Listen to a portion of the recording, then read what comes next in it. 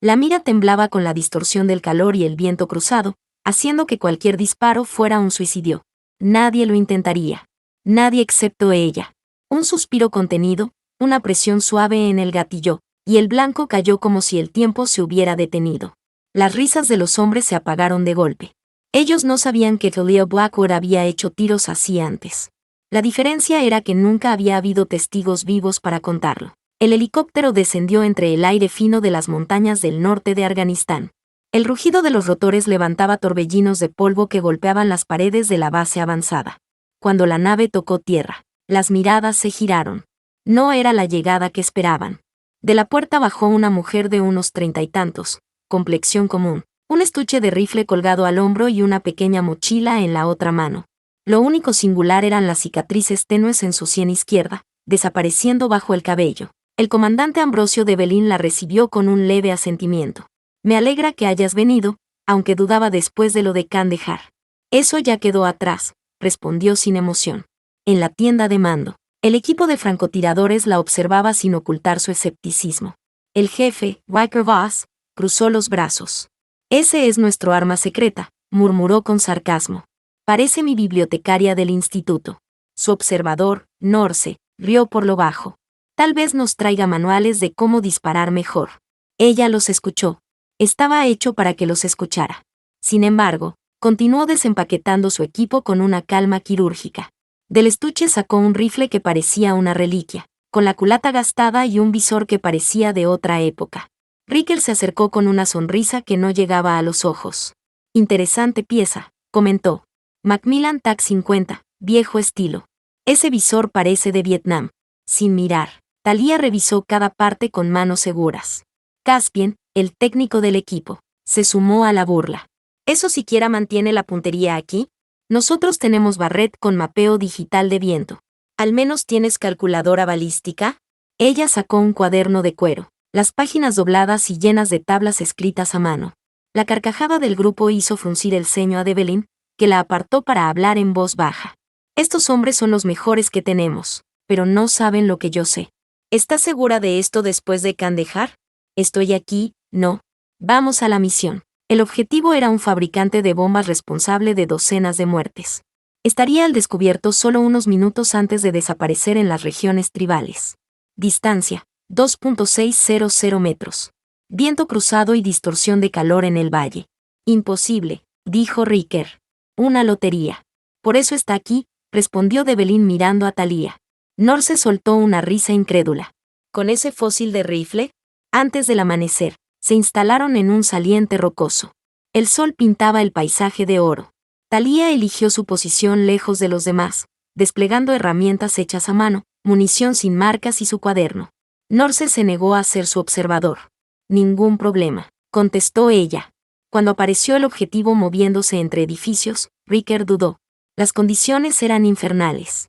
El tiempo se acababa. Entonces, con un movimiento silencioso, Talia se colocó. Tengo el tiro. Las risas se ahogaron con la orden seca de Devlin. Déjenla. Sin observador, hizo ajustes, cerró los ojos un instante y apretó el gatillo. El eco viajó por el valle. 2 segundos después, el hombre cayó. Objetivo eliminado. Silencio total. Riker, con una mezcla de incredulidad y respeto, examinó su rifle. Descubrió un gatillo modificado, cañón pulido a mano y un visor con marcas grabadas que no reconocía. ¿Qué es esto? Antes de responder, sonó una radio distinta en su equipo. Blackwood, confirme estado. Ella contestó con frialdad, paquete entregado. Sin complicaciones. El cambio en Devlin fue inmediato. Señores, dijo, han estado disparando junto a la leyenda, el fantasma de Kandahar. 12 bajas confirmadas fuera de parámetros normales, tiros imposibles en Mosul y otros lugares, siempre con ese rifle que ustedes llamaron pieza de museo. Caspian negó con la cabeza. Esas muertes se atribuyeron a distintos tiradores de distintas unidades. No hay manera. Claro que la hay, interrumpió Talia desmontando su rifle. Cuando las operaciones no existen, tampoco sus francotiradores. Pero en Kandahar, algo había salido mal. Ella lo vio todo por la mira, un edificio lleno de civiles, una orden de disparo que no dio, y 14 muertos inocentes. Preguntar por qué la convirtió en un estorbo. La enterraron en el silencio. Hasta hoy, Ese silencio se rompió con una nueva transmisión. 3 objetivos más en otra ubicación. Condiciones peores. Thalía aceptó 2 blancos, pero el tercero sería para Riker. Él protestó. Ella lo miró fijo. Porque no sabes lo que yo sé. Aún, le mostró sus cálculos, fórmulas que compensaban la densidad atmosférica y el viento modelado por el terreno. No es el equipo, dijo, es entender que a largas distancias navegas un río de condiciones cambiantes. Con ella de observadora, Riker abatió al tercer blanco. Fue la distancia más lejana de su vida. Era apenas el inicio. Pero mientras guardaban el equipo, una pregunta flotaba. ¿Por qué había vuelto realmente? El amanecer apenas rompía el horizonte cuando el frío de las cumbres empezó a ceder. Riker llegó al nuevo punto de entrenamiento y encontró a Thalía ya instalada, su cuaderno abierto sobre una roca, el rifle desmontado. No había saludo ni cortesías. Primera lección, guarda el visor. Dime qué ves. Riker barrió el valle con la vista. Montañas, un par de edificios dispersos, vehículos en la carretera del este. Mira más hondo, ordenó ella. ¿Qué te dice el valle?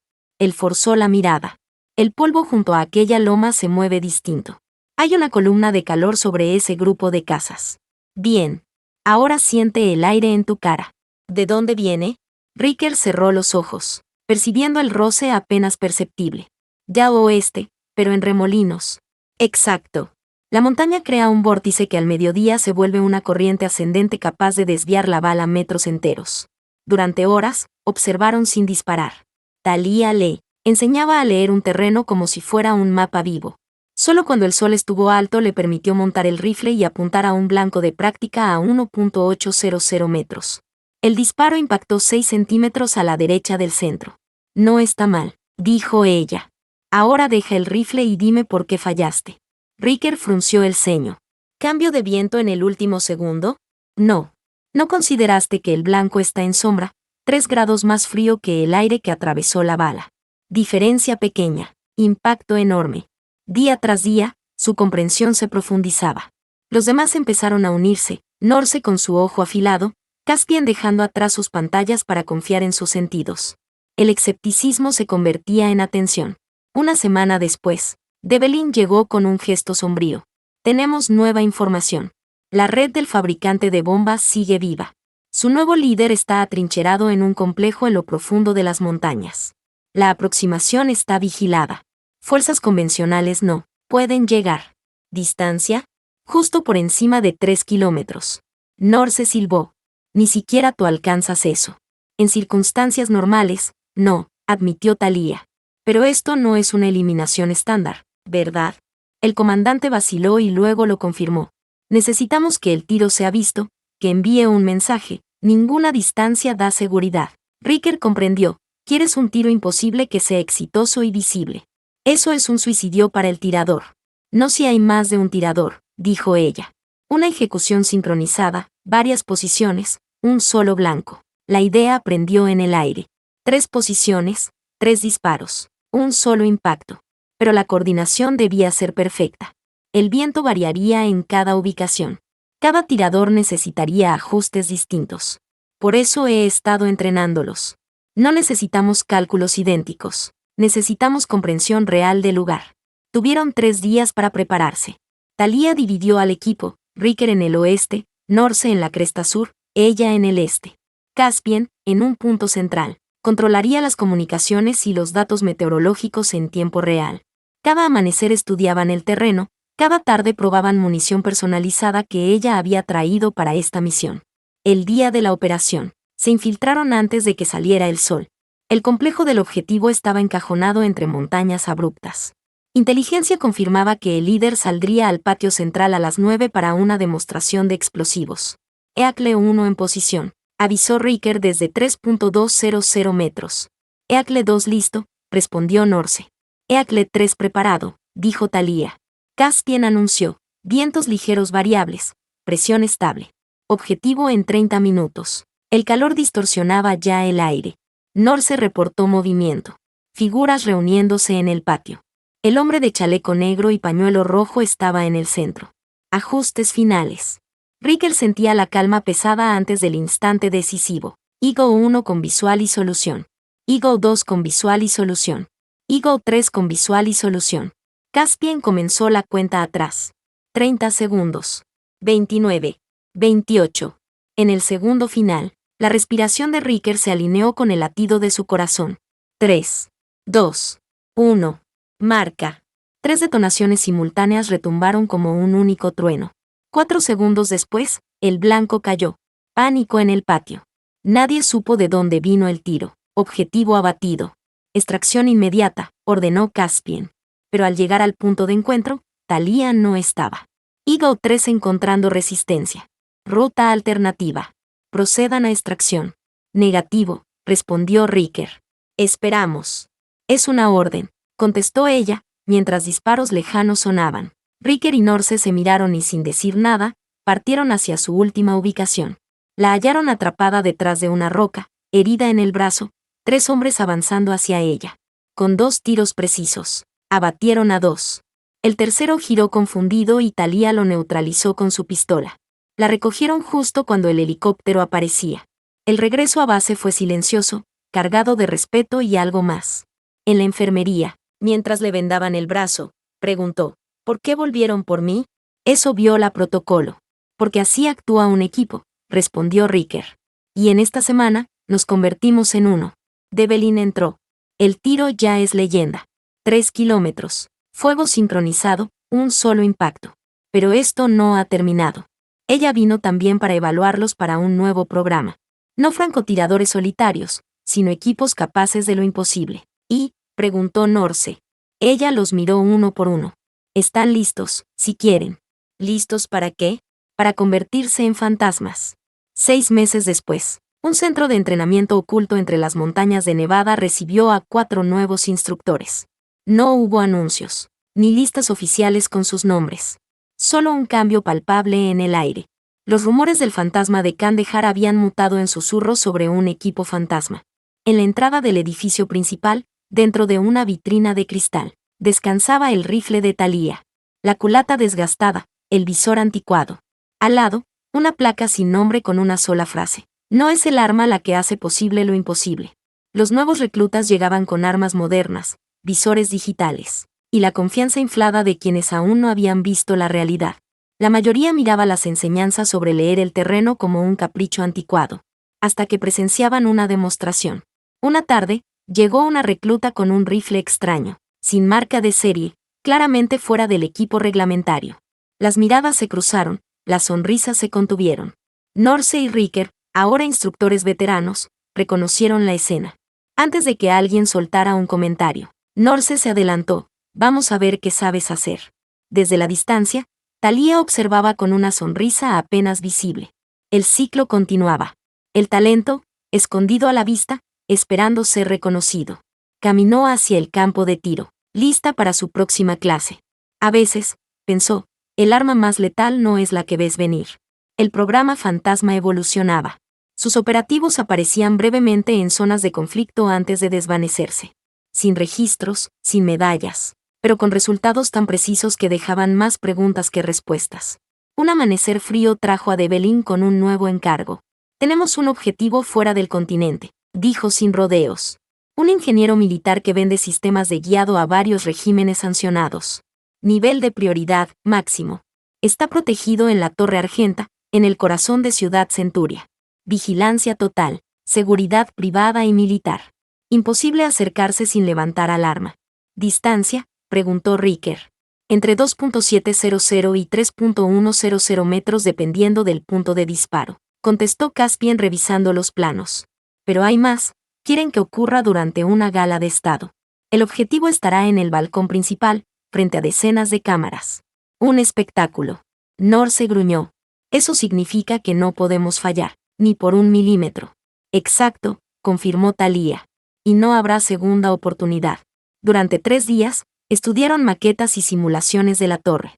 Cada posible posición estaba marcada con variables, viento canalizado por rascacielos, reflejos del vidrio, corrientes térmicas desde los aires acondicionados industriales. Cualquier cálculo convencional se desplomaba con tantos factores en juego. La noche previa a la operación, el equipo se reunió en la sala más apartada del centro.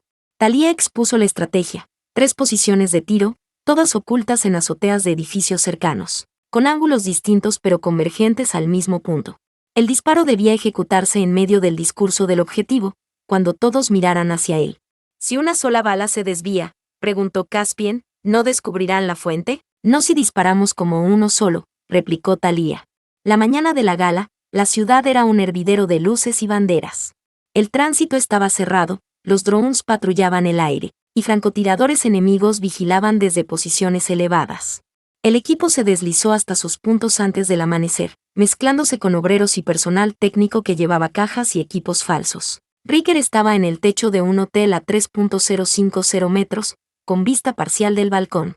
Norse, en un estacionamiento elevado, apenas a 2.900 metros, pero con corrientes de viento ascendentes traicioneras. Thalía, en la posición más arriesgada, un viejo depósito a 3.100 metros, donde el calor de las chimeneas podía deformar la trayectoria. Caspian, desde un piso oculto de un edificio intermedio, controlaba comunicación y datos meteorológicos hackeando las señales de los propios drones de vigilancia. Eagle 1 en posición, susurró Riker. Eagle 2 listo, dijo Norse. Eagle 3 preparado, cerró Thalía. A las 10:17, el objetivo apareció en el balcón, levantando la mano para acallar los aplausos. Un viento repentino recorrió la calle como una serpiente invisible. Caspian habló con urgencia. Viento subiendo en espiral en el sector oeste. Ajusten medio punto izquierda. En el visor de Thalía, el hombre sonreía, confiado, iluminado por focos y rodeado de escoltas. Riker respiró hondo. Norse cerró un ojo y aflojó la tensión en sus hombros. 3, 2, 1.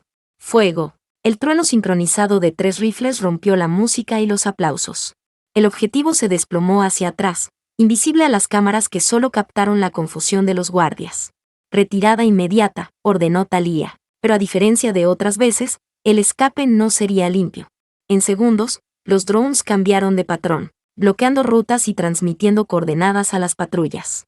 Caspian gritó en la radio, han detectado un eco térmico en el sector sur. Van hacia ti, Norse. Norse escuchó el zumbido de los drones antes de verlos. 3 aparatos giraban sobre su posición, lanzando haces de luz que rastreaban la azotea como cuchillas. No había tiempo para desmontar el rifle con cuidado. Lo plegó en 2 movimientos y corrió hacia la salida de servicio mientras en su auricular Thalía hablaba con voz tensa. Ve al punto Delta, interrumpió Riker.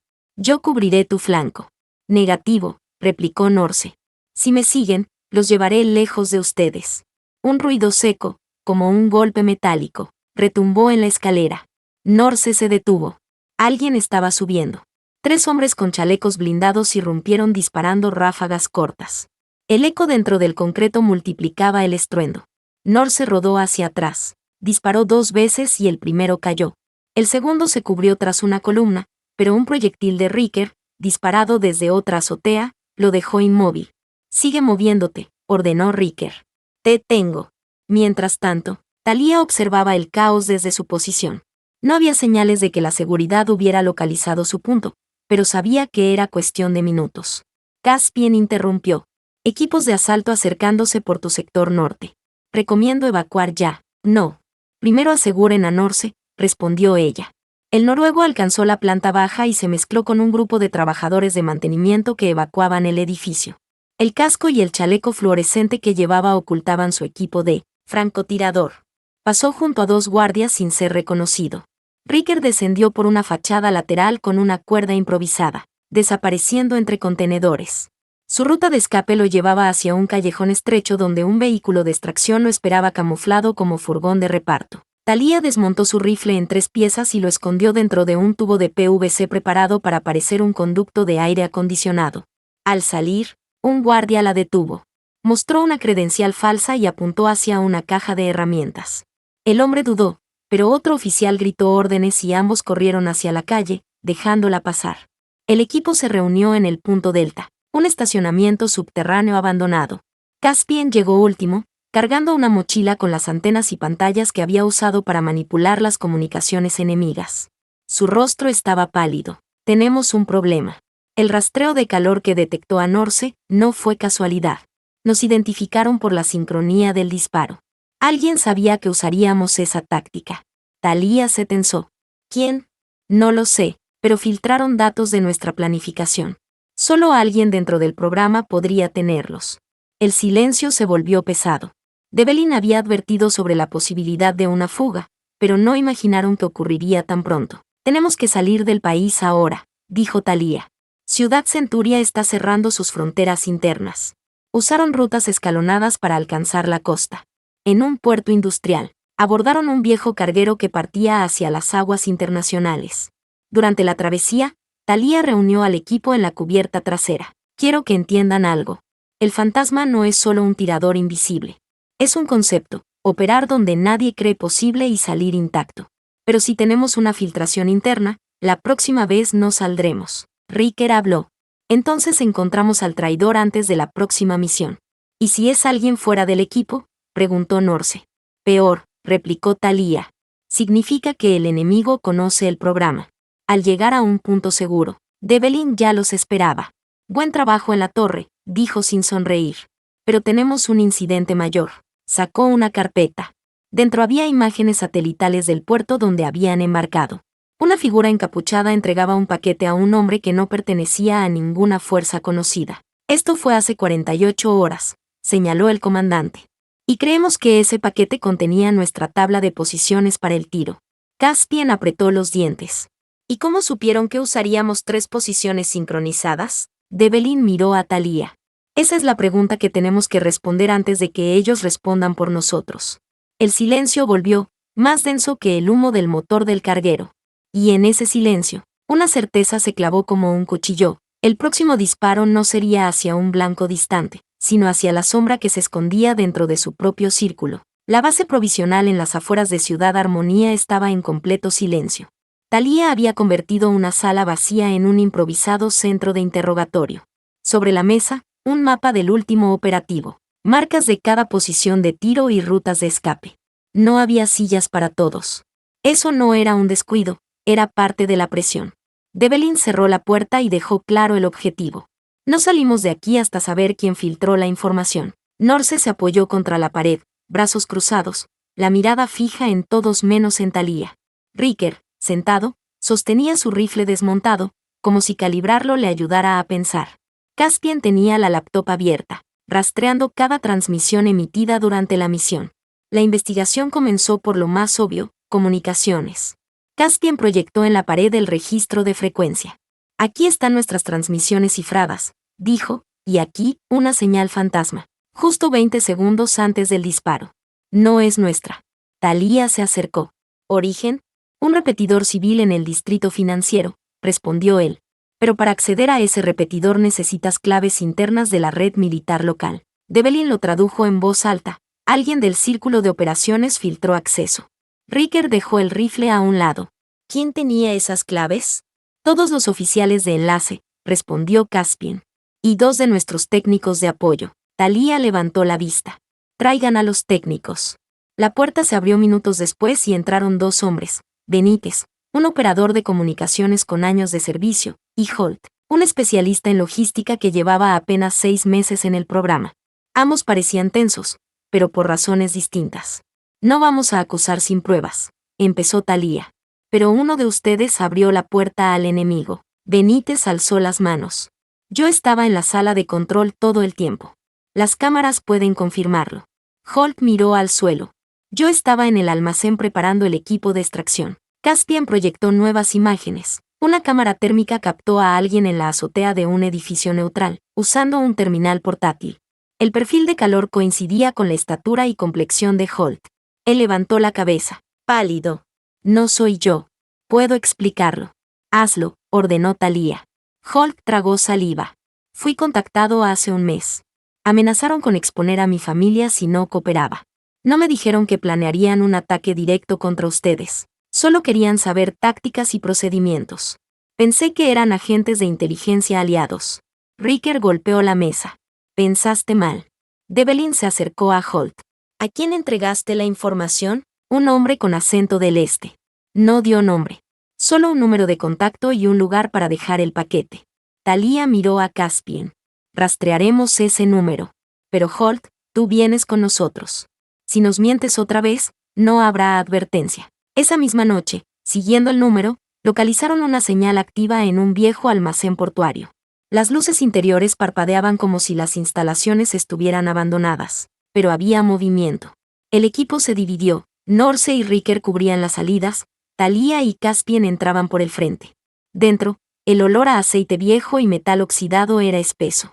Entre pilas de contenedores, encontraron un puesto improvisado con ordenadores y pantallas mostrando mapas, datos balísticos y fotos del propio equipo en entrenamiento.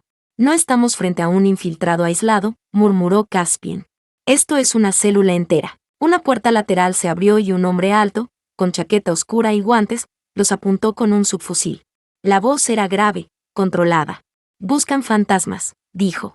Pero los fantasmas no existen. El primer disparo vino de la oscuridad, no de él, sino de otro tirador oculto. La bala se estrelló contra una viga a centímetros de la cabeza de Talia. Riker respondió desde el exterior, neutralizando al francotirador enemigo. El hombre de la chaqueta oscura retrocedió hacia una salida trasera, pero Norse lo interceptó, golpeándolo contra un contenedor. En el forcejeo, una carpeta cayó al suelo. Dentro, órdenes de pago, listas de objetivos, y un nombre que hizo que Talia se quedara inmóvil, Operación Halcón Rojo. Ese era un archivo clasificado que solo unos pocos en el alto mando conocían. Esto confirma que nuestra filtración viene de arriba, dijo Talia con voz baja pero cortante. Muy arriba. Devlin, que había llegado con refuerzos, recogió la carpeta. Entonces, nuestro próximo objetivo no está en el campo de batalla, está en un despacho. La noticia cayó como plomo en el centro de operaciones. La fuente de la filtración no era un enemigo extranjero escondido en la sombra, sino un oficial del alto mando de su propio país. Un hombre con acceso ilimitado, protegido por capas de seguridad política y militar. Devlin lo dijo sin rodeos. El nombre que aparece en la carpeta es el del coronel Adrián Solórzano. Si lo enfrentamos de forma oficial, desaparecerá cualquier prueba y nosotros con ella. Talia apoyó las manos sobre la mesa. Entonces no será oficial. Será quirúrgico. La Operación Halcón Rojo, descubrieron, no era solo un plan de filtración. Era una red de contratos secretos que vendía tácticas y datos de misiones a corporaciones privadas y gobiernos rivales. Solórzano dirigía el intercambio desde una mansión fortificada en las afueras de Ciudad Centuria, con guardias entrenados y tecnología antifrancotirador. Norse soltó una risa seca. Así que esta vez, el blanco no es a 3 kilómetros, sino a 3 paredes de concreto y 100 ojos vigilando. Peor, corrigió Riker. Tenemos que sacarlo vivo para que hable. Talia diseñó el plan. Una entrada dividida en 3 ejes. Riker y Norse crearían una distracción desde la entrada principal, Caspian cortaría comunicaciones y cámaras, y ella entraría por un túnel de mantenimiento marcado en planos antiguos de la propiedad. La noche de la operación, la lluvia caía como cortina sobre la ciudad.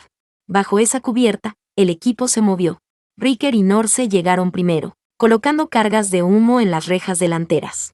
La detonación fue seca y controlada, liberando una nube espesa que hizo correr a los guardias hacia el frente. Caspian irrumpió en el sistema de vigilancia y dejó todas las pantallas en bucle, mostrando imágenes vacías de pasillos. Talia se deslizó por el túnel, emergiendo en una sala de calderas a espaldas de la mansión. Dentro, el silencio estaba roto solo por el golpeteo de la lluvia contra los ventanales. Subió 2 pisos, esquivando pasillos que en el mapa marcaban puntos ciegos. En una oficina con vista al jardín, encontró a Solórzano. Estaba solo, revisando documentos en una tableta.